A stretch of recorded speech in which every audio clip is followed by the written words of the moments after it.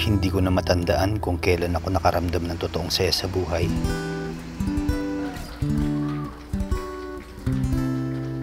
You know, Randolph, magaling ka sanang photographer eh. Kaso, entitled ka na, conceited ka pa. Ayusin natin to. Bitiwan mo ako! Ayusin natin, give me a chance! Ako, ano ba?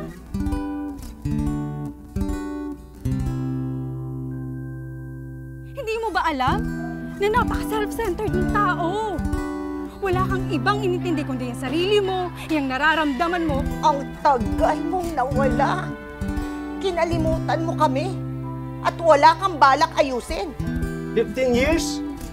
Bakit naman umabot ng 15 years ang kinakausap niyo? Hindi nga kami nagkakausap ng tatay ko. Pinangako ko sa sarili ko. Hindi ako magpapakita sa daddy ko hanggat hindi ako successful. Bakit? Sa tingin mo ba, mare-repair pa yung gap nyo? Kailan mo ba plano umuwi? Wala akong balak umuwi. Tigas ng puso mo no? Sa bagay, ng karakter mo.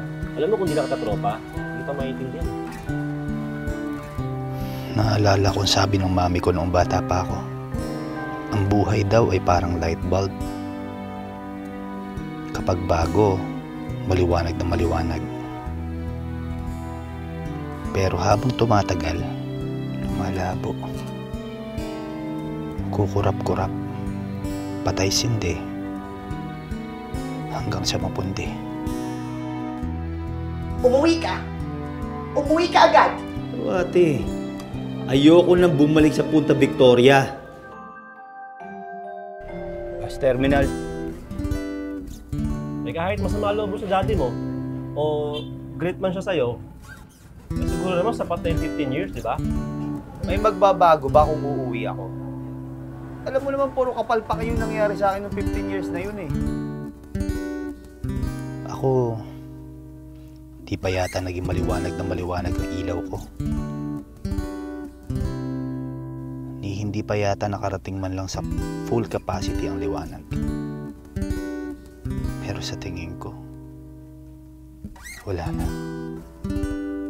Pundido na agad.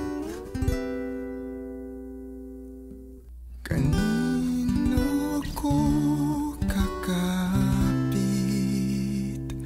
kung lahat sila'y lumisan? Kanino ako lalapit kung wala na si Daddy? Matagpuan. Paano ka pang uusad kung paa'y nakabaon na sa bigat?